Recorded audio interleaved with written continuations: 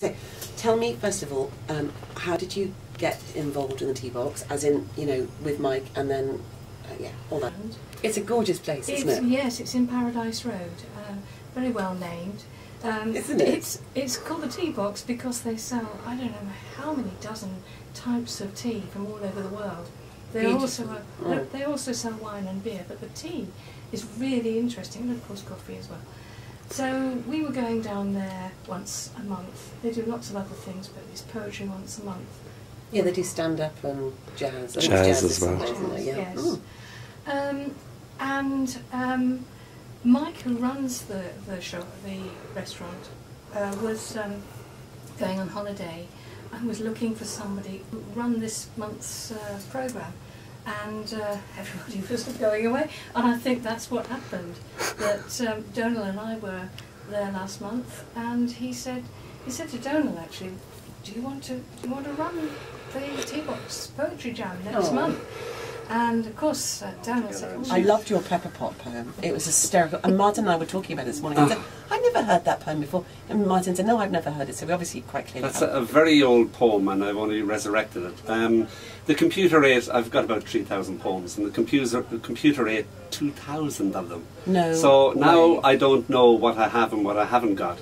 And I go out to the shed and I find things that the snails have eaten. And then that's one of the poems that just happened to be lying around, and I thought, oh, I'll do that again. And it has a very energetic title where I explain the title, which the title is actually yes, yes, no more, no, no, no, there, there. It goes on like that. You just ad-lib orgasmically. Rightness, of course. And I include people in the audience, and I go up and I hit people, yes, all that sort of stuff. So it's a very manic poem, and people get afraid of it then. They go, oh my God. So, Donall, no, you will do it again. You will be at the ball. I think you will be doing I thought you were going to do the pepper pot poem. I only do that to select audiences. Do you want to do the pepper pot poem? No, I do not. All right. That was worse than me. Husband had no courage. Ooh, we've got to keep this clean. It's very difficult to keep things clean on Kingston Hospital Radio, because you are, actually, it is 10 minutes to 12. What date is it? Is it the 13th? I haven't a clue. Yes, it is. Of August. It's a very sunny day out there. And we are here as pure entertainment. We're crazy things in the annals of the basement, aren't we? We're in the basement at the hospital, and so we're all four of us squeezed in here. Hot, hot, hot. And yeah. So now, Mr. Donall, would you like to do a poem? I'll do a poem. Have you ever had a heart attack, Julie? Don't say that. Don't wish it upon me. Oh, I wouldn't wish it upon it. Yes, I have actually. How was it? That's why I was asking you. It's the most, goddamn awful pain imaginable. It's intense, it's immense. Stop it. And you know the romantic poetry thing of sublime and all that, not awful, but it's so awesome that it just towers above you. It's so great, and it becomes so horribly awful that it's beautiful. And that's where it goes. Okay. It goes into from the sublime to the ridiculous. To the ridiculous and back again. So tell us about your TikTok. So, I had a nice little heart attack. I was very pleased to have a heart attack, and as you can see, survive it. You know. True. So at one stage, I could have been, you know, toast, but a real life ghost. But now look at me. Look, feel that, feel that. Oh, that. God Almighty. That wasn't a sound effect when you heard that hitting. He really did eat. I know. You touched me. You touched me. Look, that's real life flesh and blood. I know. All right. No, none of this ghost stuff. But I could have been a ghost. So I was very glad not to be a ghost. But do you know what? Jan has said that sometimes you do suffer from ectoplasm.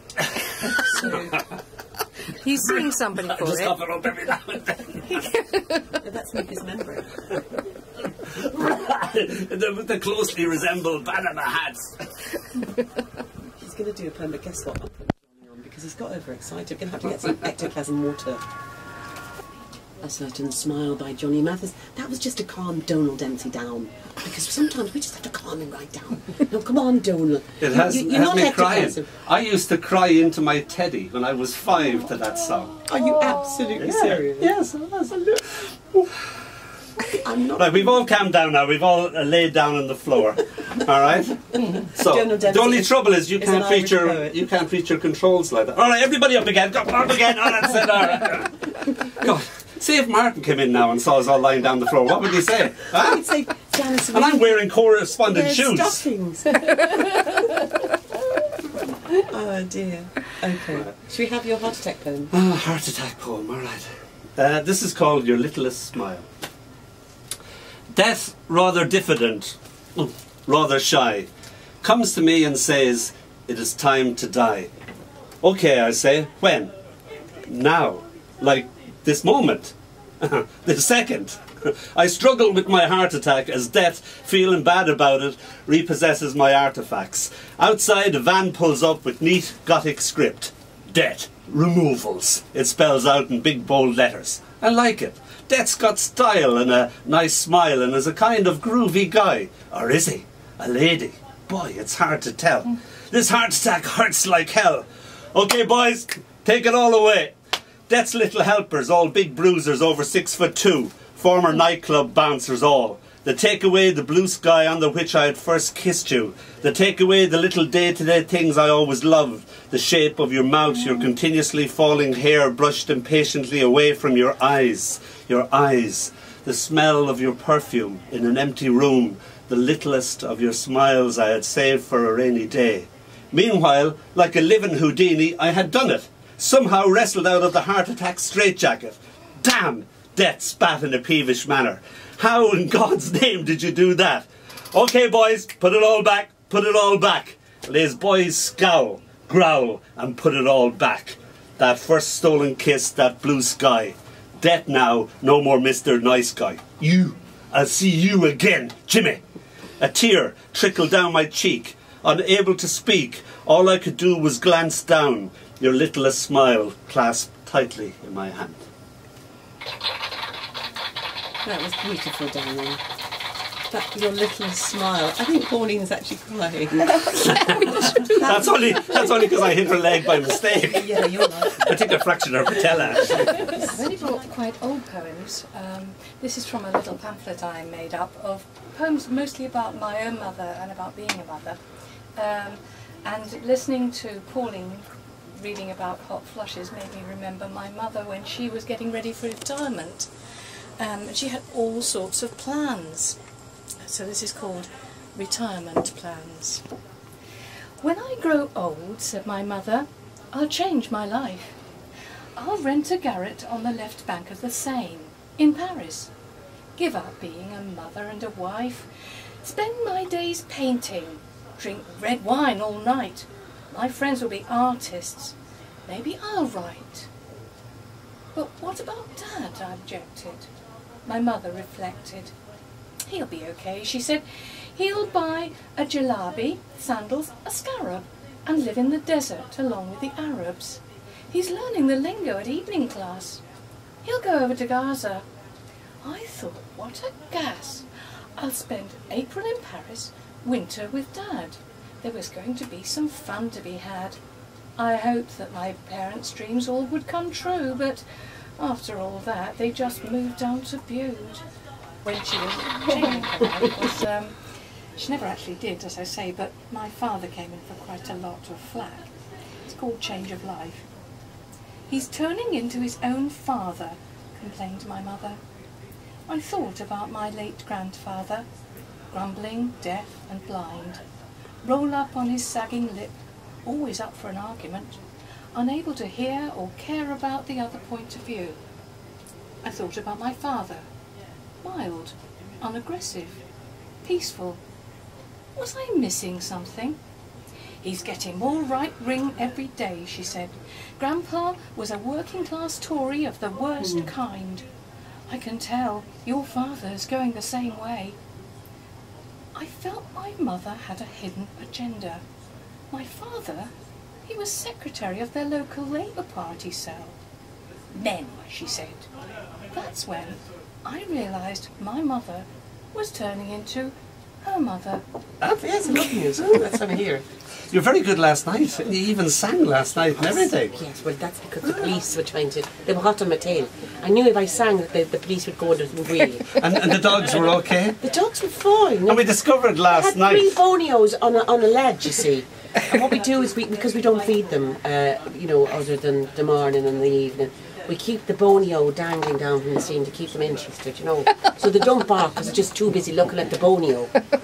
Anyway. Mesmerised by it. One of the lovely things about doing a night like that, as I said, is that you can bring together all your favourite people. And two of my favourite people happen to be you and that old hubby of yours too. Oh, you God. And I thought, wouldn't it be nice, and it is your 12th anniversary, so I thought to actually bring you together and see you and Martin do it on stage Yeah, but together. there was another woman, did you notice? I noticed there was another woman, a pocket cellist. Yes. Dinah. You just took her out of your pocket, blew her up, Yeah. cellist, just like that. She's wonderful. And then we discovered the amazing fact, I always thought Julie and Martin were great, but we actually, they're the proud parents of lots of little doggies. How many doggies? 4 doggies, all right? And we discovered, you never told me about 2 cats. We discovered last night that it's the dogs do all the writing, the poems, the songs, everything like that. And then they train their humans to go out and perform for them. That's right. My God. Like, how long does it take an intelligent dog like that to train a human and get you to this stage? It's taken the dogs to train me up about... Well, they wrote the erotic poetry... well, I put that down to a dog, all right, yeah, yes. Yeah. That was Billy who wrote that. Oh, Billy, right. And Wilf writes the stuff about Liverpool. Yeah. And he just gets paid in bonios. He just gets paid in bonio. Oh, it's sad. It's terrible. I know. Right, myself and Jan went to a thing at the Poetry Society. It was a workshop. It was, poems from the body. So she got us down on the floor, like I had you earlier. We relaxed, we forgot about everything. And then she put on this piano music and it just crept across us like that. And this was the easiest poem I ever wrote in my life. Because I was just there beside Jan, head to head with Jan. And this is called Adagio. The music tiptoes through the room, careful not to wake the sleeping photographs of the dead, their lives trapped behind glass amongst vast fields of wallpaper violets, stopping to caress the singular beauty of the rose, dreaming in its chipped vase of the garden where it was born. Curtains led by a breeze into their dance that gazes upon the green that unfurls about the house.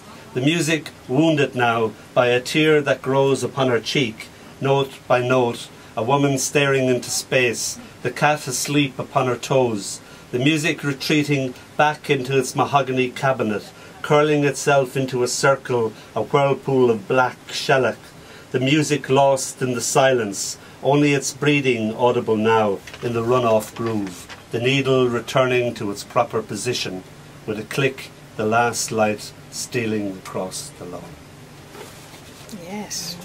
It was absolutely beautiful. This is about an old man I used to look after. I used to bathe him, I used to shave him, and I used to keep him from trying not to kill himself and stuff like that. He was an old Irish man. He'd come over here, he drunk himself to death, one of the Camden drunks. And so he was all my father's time, and I used to sing him all the songs my dad would sing. I'd sing him the old Lay, I'd wash him, I'd clean him up, and I'd talk to him, all the stories, all the poems. And I said this poem to him, and he loved this poem. So if ever I was bathing him, he'd always say, "Tell me, Jenny." So this is what this is called, telling him Jenny. "Tell me the poems, Sonny." He always called me Sonny. "Tell me, Jenny, I recite, I love your voice, Sonny," as I bade him. Jenny kiss me. He always asks again and again, "Who's it by, Sonny?" "It's Leigh Hunt, Johnny." He never remembers. He closes his eyes and recites along with me, saying the words silently, his lips trembling with their beauty. He always cries when I come to the end and begs again for me to tell him, "Jenny." "Who's it by, Sonny?" "It's Leigh Hunt, Johnny." I ask him if there was a Jenny, and he says, "No, her name was Molly, but it's near enough." My hands attend him as he dies. I whisper into his ear not the priest's act of contrition, but the words he loved to hear. I still hear his voice speaking in silence, mouthing each invisible word. Say I'm growing old, but add, "Jenny, kiss me." Oh, that's so beautiful. That was a nice quote. No, that was a really beautiful poem. Thank you. Thank you.